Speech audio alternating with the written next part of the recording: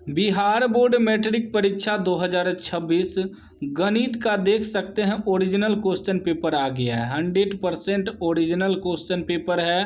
Paper जो है out हो चुका है, ठीक ना। सेट जे का आउट हो चुका है, देख सकते हैं बिल्कुल ओरिजिनल क्वेश्चन पेपर है।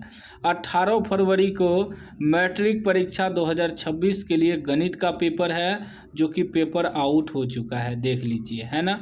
18 फरवरी को आप लोग जो है गर्दा उड़ा के आइएगा एग्जाम में। बिल्कुल वायरल हो चुका है, आउट हो चुका है पेपर। 1 से 100 तक ऑब्जेक्टिव रहेगा, मात्र आपको 50 ऑब्जेक्टिव का आंसर OMR शीट पे देना है, बनाना है। तो चलिए हम एक एक ऑब्जेक्टिव का सॉल्यूशन आपको बताते हैं। पेपर फिर से बोल रहा हूँ कि आउट हो चुका है, ठीक ना। पहला प्रश्न कह रहा है कि निम्नलिखित में कौन परिमेय संख्या है। परिमेय संख्या वह होगा जो रूट से बाहर निकल जाएगा। तो रूट 7 क्या हो जाएगा, 2√7 हो जाएगा। तो यह जो है वो परिमेय संख्या है, क्योंकि रूट से बाहर नहीं निकल रहा है। फिर बी ऑप्शन को चेक करेंगे। √25 का तो 5 बाहर आ जाएगा रूट से, लेकिन प्लस में √3 रह जाएगा। तो ये हो गया परिमेय, ये हो गया अपरिमेय, दोनों मिला के अपरिमेय हो जाएगा। 1/4, तो 4 का वर्गमूल 2 निकल जाएगा। मतलब 1/2 जो है ये क्या है, परिमेय संख्या है। ये हमारा क्या है, परिमेय संख्या। इसका सी राइट आंसर हो जाएगा, परिमेय संख्या, ठीक ना। पेपर फिर से बोल रहा हूँ कि आउट हो चुका है 18 फरवरी के लिए। पूरा सॉल्यूशन देख लीजिएगा तो गर्दा उड़ा के आइएगा एग्जाम में। दूसरा प्रश्न कह रहा है यदि m एक पूर्णांक है तो प्रत्येक विषम पूर्णांक का रूप है। विषम पूर्णांक का रूप जो है हमारा डी ऑप्शन सही हो जाएगा। जैसे कि देखिए 2m बराबर m+1 दिया है। यदि हम m बराबर 1 2 3 इस प्रकार रखें तो देखते हैं क्या विषम संख्या आता है। तो 2m की जगह 1 रखेंगे +1, 2 1 2 1 3 आ गया। फिर 2m की जगह 2 रखेंगे +1, 2 दूनी 4 1 5। फिर 2m की जगह 3 रखेंगे +1, 3 दूनी 6 1 7। तो 3 5 7 ये सब क्या है, विषम संख्या है। तो हमारा विषम संख्या का रूप क्या हो जाएगा, 2m+1। वही सम संख्या कहता तो सम संख्या जो है हमारा ई हो जाएगा सम संख्या, ठीक है ना। क्योंकि m की जगह 1 रखेंगे, 2 1 2 2 रखेंगे तो 2 दूनी 4, 3 रखेंगे 3 दूनी 6, सम संख्या आ रहा है। लेकिन विषम संख्या विषम पूर्णांक के लिए हमारा डी ऑप्शन सही हो जाएगा, 2m+1 याद रखिएगा, ठीक है ना। चलिए अगला प्रश्न देखिए। 3 नंबर प्रश्न कह रहा है कि निम्नलिखित में किसका दशमलव प्रसार शांत है। तो देखिए दशमलव प्रसार शांत कब होता है। शांत होने का कंडीशन है 2 पर पावर n गुना 5 पर पावर m के रूप में आना चाहिए। इस रूप में आ जाएगा तो शांत होगा, या केवल 2 पर पावर n या केवल 5 पर पावर m के रूप में आना चाहिए।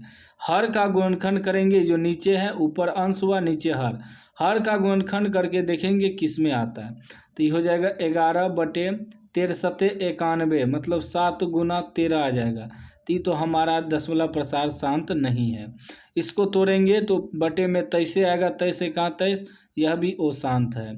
17/80, 80 को तोड़ेंगे 2 दूनी 4 5 20, 20 दूना 40 दूना 80, मतलब 17/1 2 3 4, 2 पर पावर 4 गुना 5 कितना बार आया, 1 बार आया।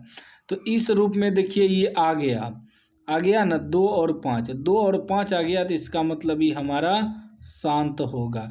तो सी ऑप्शन जो है हमारा शांत है, क्योंकि इसमें 2 5 के रूप में आ गया हर के गुणनखंड में, ठीक ना, इस रूप में आ गया।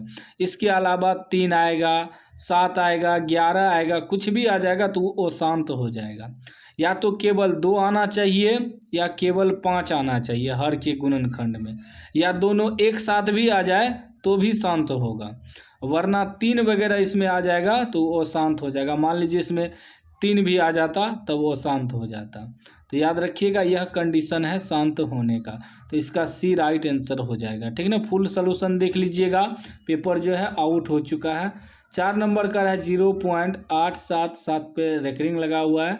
इतना बराबर क्या होगा। तो देखिए जब इसका हम दशमलव उड़ाएंगे तो ये हो जाएगा 87/100, ठीक ना। अब यहाँ हमें माइनस करना है इसमें, देखेंगे बार जो लगा हुआ है कितना संख्या पे बार लगा हुआ है, ठीक ना। तो यहाँ देख रहे हैं हम कि एक संख्या पे बार लगा है तो 10 पर पावर 1 घटाएंगे।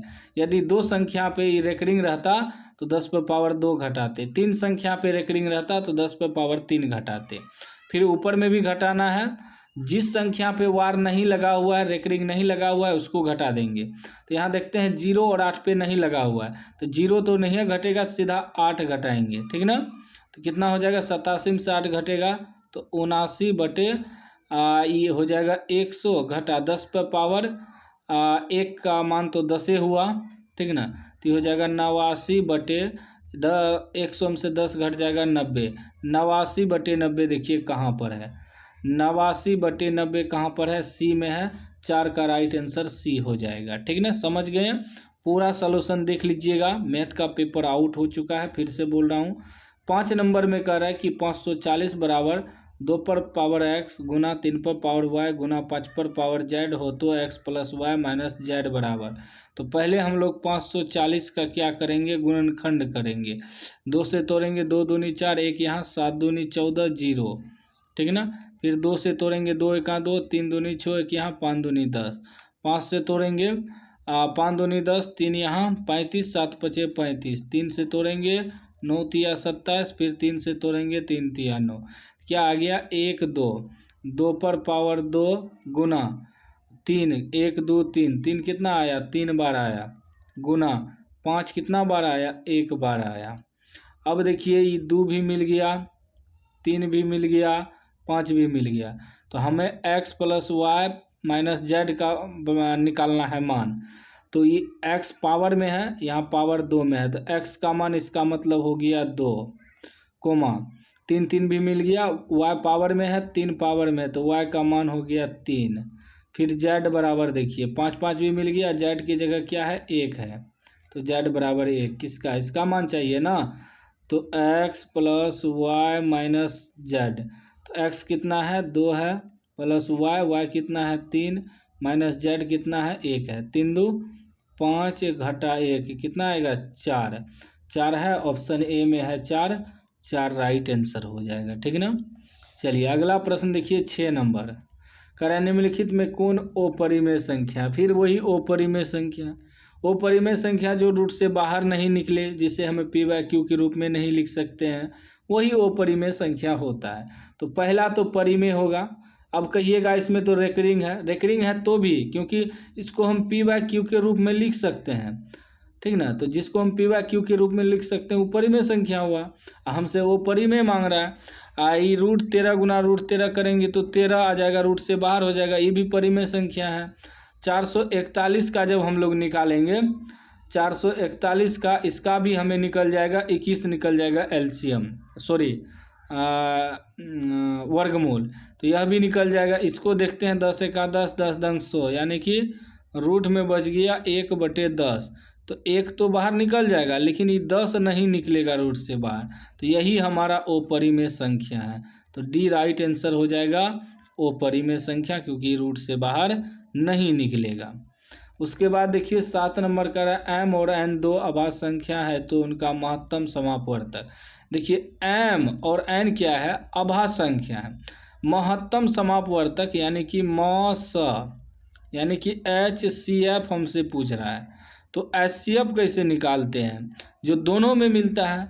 तो यहाँ कुछ नहीं मिलेगा, अभाज्य संख्या में दोनों में कुछ नहीं मिलेगा, तो एक जरूर मिलेगा, बी राइट आंसर हो जाएगा, ठीक ना। एक जो है अवश्य मिलेगा, किसी भी संख्या के HCF कह दे निकालने तो कुछ नहीं मिलेगा, तो एक जरूर मिलेगा, तो बी राइट आंसर हो जाएगा, ठीक है ना। चलिए अगला प्रश्न देखिए 8 नंबर। कह रहा है कि दो संख्याओं का गुणनफल 2366 है और उनका लघुत्तम समापवर्तक 182 है, तो महत्तम समापवर्तक निकाले। लघुत्तम समापवर्तक मतलब LCM, ठीक ना, LCM कितना दिया है, 182, और HCF हमें कह रहा है निकालने, महत्तम समापवर्तक मतलब HCF।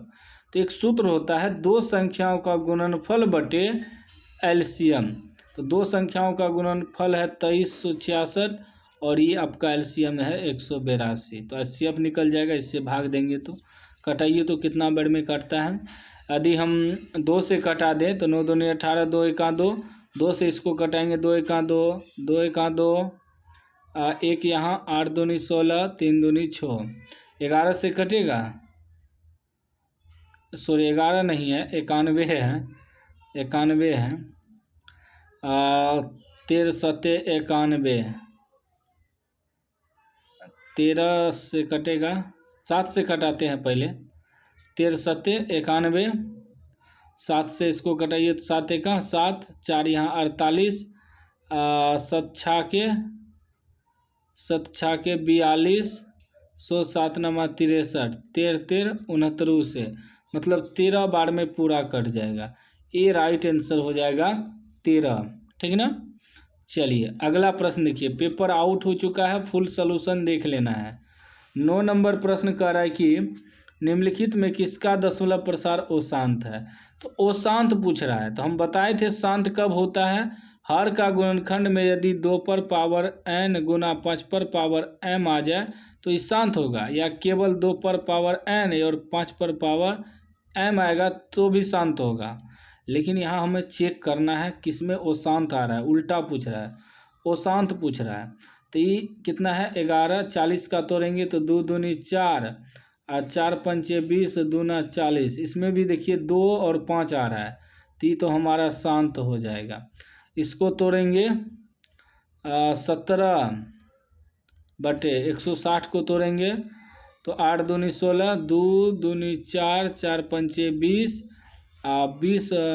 20 दूना 40, 40 दूना 80, 80 दूना 160। इसमें भी 2 5 2 5 आ रहा है। इसको तोड़ेंगे 23 बटे 200, इसमें 2 दूनी 4 पंचे 20, 20 दूना 2 दूनी 4 पंचे 20, 20 पंचे 100, दूना 200। इसमें भी 2 और 5 आ रहा है, तो इसका मतलब ई जो हमारा ई ओ शांत हो जाएगा, क्योंकि इसमें 21 7 या 21, हाँ 7 3 आ जाएगा, 7 3 आ जाएगा, तो ये जो है नहीं कटेगा। देखिए कैसे 13, 7 से लगाएंगे इसको तो 7 से तोड़ेंगे, तोड़िए ना इसको, देखिए कितना 7 से तोड़ेंगे, 7 छाक 42, 2 7 या 21, 7 9 9 63, 3 3 9, मतलब क्या आ जाएगा 7 पर पावर 2 और 3 पर पावर 2, 7 3 आ गया तो वो शांत हो जाएगा। तो हमारा डी ऑप्शन जो है सही हो जाएगा, वो शांत हो जाएगा, ठीक है ना। चलिए अगला प्रश्न देखिए 10 नंबर। 10 नंबर कह रहा है कि यदि p बराबर a पर पावर क्यूब तथा q बराबर a पर पावर p बराबर a b क्यूब तथा q बराबर a पर पावर 4b, जहाँ p q धनात्मक पूर्णांक तथा a b अभाज्य संख्या है तो लघुत्तम समापवर्तक क्या होगा। तो लघुत्तम समापवर्तक हमें निकालना है, तो a b क्यूब, ठीक है ना, p बराबर दिया है और q बराबर दिया है a पर पावर 4b, तो एलसीएम में वही लिखते हैं जिस पर सबसे ज़्यादा पावर है। तो सबसे ज़्यादा a पर पावर इसमें है तो a पर पावर 4 होगा, और b में देखिए तो सबसे ज़्यादा किस पे पावर है तो b पर है तो b क्यूब हो जाएगा। तो यही हमारा एलसीएम होगा, a पर पावर 4 b क्यूब, a पर power 4 b cube, C option सही हो जाएगा, ठीक ना। चलिए अगला प्रश्न देखिए 11 नंबर। 11 नंबर कह रहा है कि निम्नलिखित में कौन सा युग्म सह अभाज्य है। सह अभाज्य का मतलब होता है कि दो सभी अलग अलग संख्या से टूटे। जैसे 15 को तोड़ेंगे तो 5 से टूटेगा, 5 तिया 15, 9 पचे 45, ठीक है ना।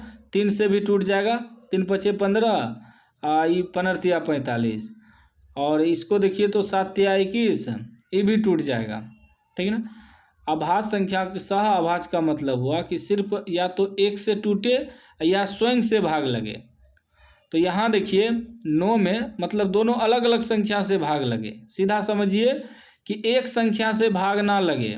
जैसे 15,45 दिया है ना, इसमें देखिए तो 15 से भी टूट जाएगा, 3 से भी टूट जाएगा, 5 से भी टूट जाएगा, मतलब दोनों जो है ना एक ही संख्या से टूट रहा है। इसमें भी टूट जाएगा एक ही संख्या से, 7 से ये भी टूट जाएगा, 7 से ये भी टूट जाएगा।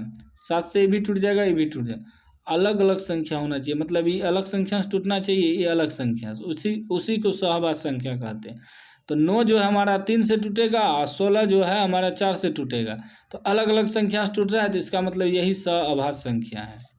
ठीक ना। सहअभाज्य संख्या या तो 1 से भाग लगे या जो है अलग अलग संख्या से भाग लगे, सहअभाज्य संख्या उसी को कहते हैं। सीधा समझिए कि दोनों का अलग अलग गुणनखंड हो, सीधा समझिए। 9 का गुणनखंड 3 तिया 9, 16 का गुणनखंड 4 चौक 16, दोनों का अलग अलग गुणनखंड है, कुछ भी मैच नहीं कर रहा है, तो यही हमारा सहअभाज्य संख्या है। ठीक। उसके बाद देखिए 12 नंबर प्रश्न। 12 नंबर क्या कह रहे हैं, कह रहा है 0.3125 को p/q के रूप में लिखा जा सकता है। मतलब कौन होगा इसमें, ऑप्शन चेक करना है। तो 0.3125, इसका दशमलव उड़ाएंगे, 1 2 3 4, 1 पर 4 0। ठीक है ना। कटाइए तो 5 से, 5 दूनी 10, 2 को 0 आएगा, ये 5 दूनी 10 कटाए हैं, 5 से कटाए हैं, तो 5 छाके 30, एक यहाँ आया 12, 5 दूनी 10, 5 25, फिर 5 से कटाइए तो 5 चौके 20, 0, आई 5 से घटाएंगे, 5 एका 5, एक यहाँ 12, 5 दूनी 10, 2 यहाँ 5 25, फिर 5 से कटेगा 8 पंचे 40, 5 दूनी 10, 2 वहाँ 5 25, 25/8 आ गया। ठीक है ना। 25/8, 25/8 है कहीं ऑप्शन नहीं है, कैसे हो गया, कहीं कटाने में मिस हुआ क्या, फिर से कटाते हैं। 0.3125, दशमलव उड़ाएंगे 1 2 3 4, 1 पर 4 0 और 3 4 0 होगा ना। 5 से कटाएंगे, 5 दूनी 10, 3 गो 0 आएगा। 5 से कटाएं, 6 पंचे 30, एक यहाँ 12, 5 दूनी 10, फिर यहाँ 2 5 25, फिर 5 से कटाएंगे, 5 चौके 20, 2 गो 0। ठीक ना। 5 से कटाइए, 5 एका 5, 2 यहाँ 12 हो जाएगा, 5 दूनी 10, 2 यहाँ 5 25, फिर 5 से कटेगा, 8 पंचे 40, 80, 5 दूनी 10, 2 5 25, फिर 5 से कटेगा, 16 पंचे 80, 5 25, मतलब ऊपर 5 नीचे 16 बचा, 5/16 कहाँ पर है, बी में है, 5/16, बी राइट आंसर हो जाएगा। अगला प्रश्न देखिए,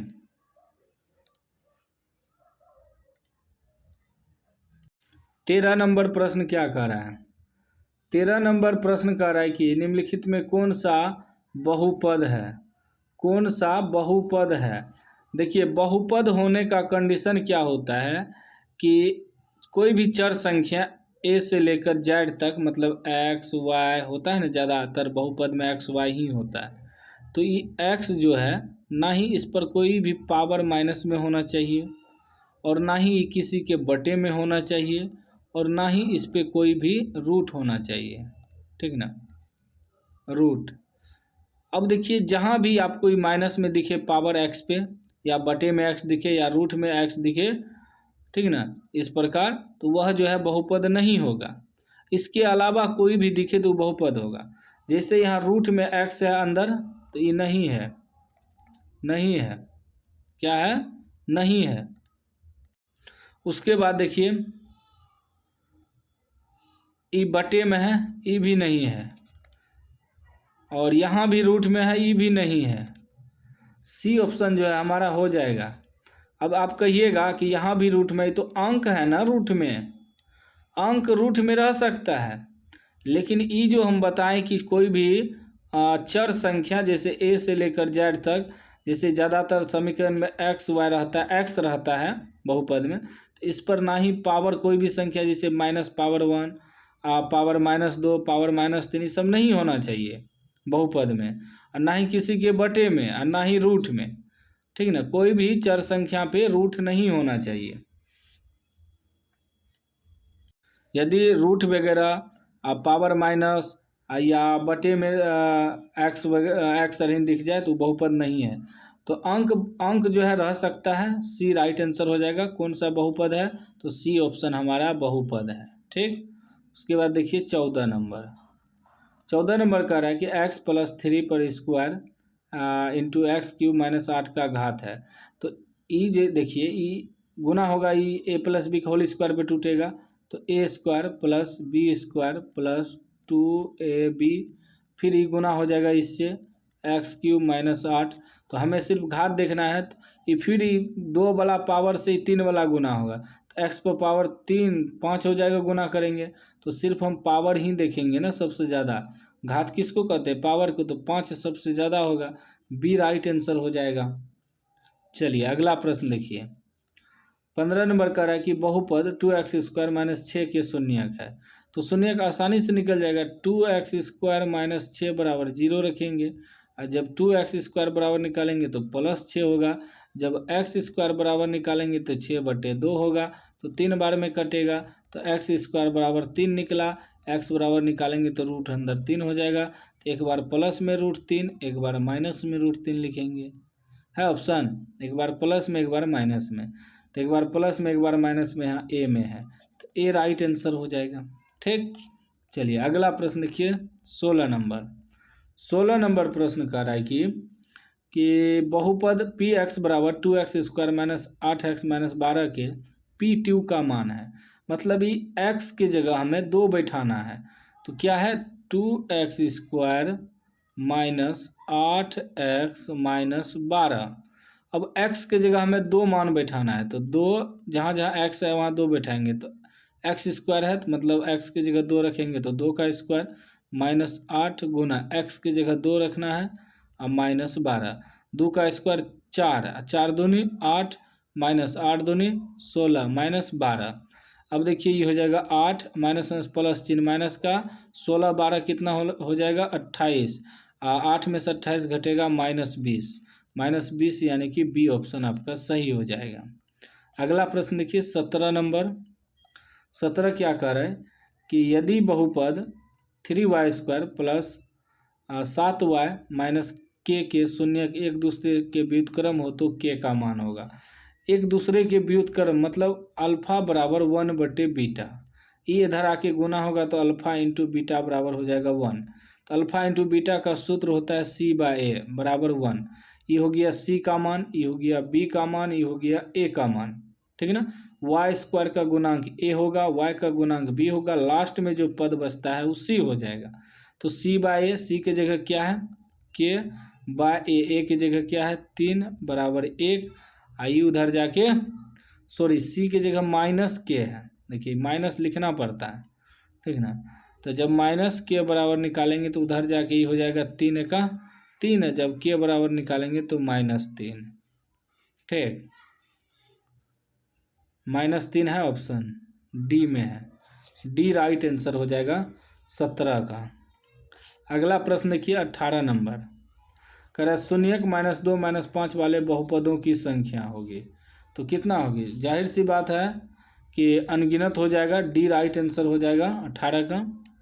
अगला प्रश्न देखिए 19 नंबर कह रहा है यदि बहुपद पी एक्स बराबर 5x square plus 7x minus 12 के शून्यक अल्फा बीटा हो तो 5 इंटू अल्फा प्लस बीटा का मान निकालने। तो एक्स स्क्वायर का गुणांक ए हो जाएगा, एक्स का गुणांक बी, लास्ट में अचरपद सी। निकालना क्या है 5 इंटू अल्फा प्लस बीटा। तो 5 इंटू अल्फा प्लस बीटा का सूत्र होता है -b/a, तो हो जाएगा 5 माइनस b/a, बी की जगह क्या है 7/a, ए की जगह क्या है 5, 5 5 कट जाएगा, क्या बचेगा -7 यानी कि ए राइट आंसर हो जाएगा। ठीक है ना। चलिए अगला प्रश्न देखिए 20 नंबर।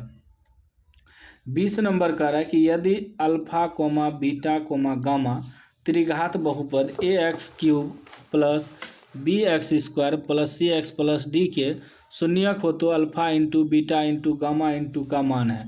इसका सूत्र पूछ रहा है, तो इसका सूत्र क्या होता है -d/a, इसका सूत्र होता है, याद रखिएगा, सूत्र पूछा गया है। ठीक है ना।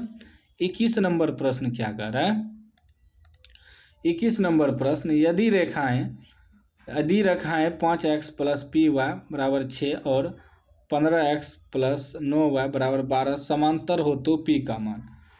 देखिए पहला समीकरण हुआ तो ये हो जाएगा A1, ये हो जाएगा B1, ये हो जाएगा C1। ये दूसरा समीकरण है तो ये हो जाएगा A2, ये B2, ये C2। तो हमें समांतर कह रहा है, क्या कह रहा है? समांतर। समांतर कब होता है? यदि A1/A2 बराबर B1/B2 बराबर नोट C1/C2। तो A1/A2, A1 कितना है 5 बटे A2 कितना है 15 बराबर B1/B2, B1 कितना है P है और B2 कितना है B2 9 है बराबर नोट C1/C2, C1 6 है, C2 12 है। अब किसी दो को हम बराबर में रख के हल करेंगे तो ये दोनों को बराबर में रख के हल करेंगे तो P गुना 15 करेंगे, क्रॉस मल्टीप्लाई होगा तो ये हो जाएगा 15P बराबर 9 छाके 54, सॉरी 9 पचे 45, 5 से काट देंगे, 15 से काट देंगे, 15 45, P बराबर 3 निकला। P बराबर 3 यानी कि A राइट आंसर हो जाएगा। तो इस वीडियो में हम आपको इतना ही बताएंगे, 21 ही ऑब्जेक्टिव बताएंगे। इसके आगे नेक्स्ट वीडियो में लेके आएंगे। तो चैनल को आप लोग सब्सक्राइब कर लीजिएगा और घंटी को दबा के ऑल कर लीजिएगा। सब्सक्राइब जरूर कर लीजिएगा।